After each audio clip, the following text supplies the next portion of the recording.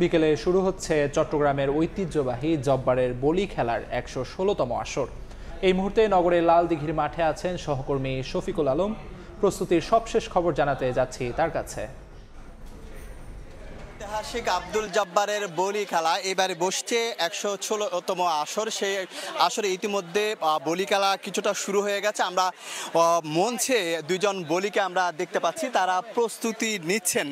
আপনাকে জানিয়ে রাখি, এবারে কিন্তু এই আব্দুল জব্বারের বলি খেলায় প্রায় ১২০ জনের মতো বলি এই বলি খেলায় অংশ নেবেন এবং তারা ইতিমধ্যে দুইজন বলি কিন্তু এই বাঁশ এবং বালি দিয়ে যে মঞ্চ তৈরি করা হয়েছে সেখানে উঠে গেছে। সেটা একটু দেখানোর চেষ্টা করি ক্যামেরার মাধ্যমে। অর্থাৎ এটি ঠিক ৪টার দিকে একেবারে যে ফাইনাল খেলা যেটি হচ্ছে সেইটি কিন্তু ফাইনাল খেলা ৪টায় শুরু হবে। এই মেলাকে ঘিরে কিন্তু আশেপাশে কয়েক কিলোমিটার এলাকা জুড়ে কিন্তু আমরা দেখছি কয়েক কিলোমিটার এলাকা জুড়ে কিন্তু মেলা অর্থাৎ বৈশাখী মেলা বসেছে এবং সেখানে দূর দূরান্ত থেকে হাজারো মানুষ কিন্তু এসেছে।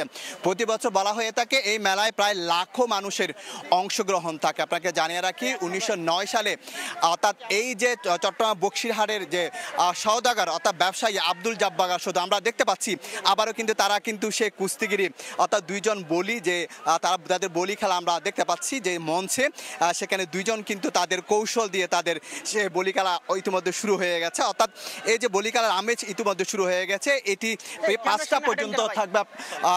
এই যে বলি খেলার কে দেখার জন্য কিন্তু আশেপাশের এলাকা থেকে কিন্তু লাখো মানুষের সমাগম হবে কিছুক্ষণ পর। আপনারা দেখতে পাচ্ছেন সেখানে দুইজন বলি অংশ নিয়েছেন এবং যেটি বলতে পারি এখানে যে ১৯০৯ সালে চট্টগ্রামের যে আব্দুল জব্বার সওদাগর তিনি ব্রিটিশ বিরোধী আন্দোলনকে অনুপ্রাণিত করার জন্য এবং তরুণ সমাজকে শারীরিকভাবে সুস্থ রাখার জন্য এবং উদ্বুদ্ধ করার জন্য ঐক্যবদ্ধ করার জন্য এই বলি খেলার কিন্তু প্রচলন করেছিলেন। তারপর থেকে প্রতি বছরে কিন্তু এই সময় কিন্তু পয়লা বৈশাখের উপলক্ষে এই বলি খেলার আয়োজন করা হয়। এবারে ১১৬তম আসর ১২০ জন বলি এখানে অংশ নেবেন।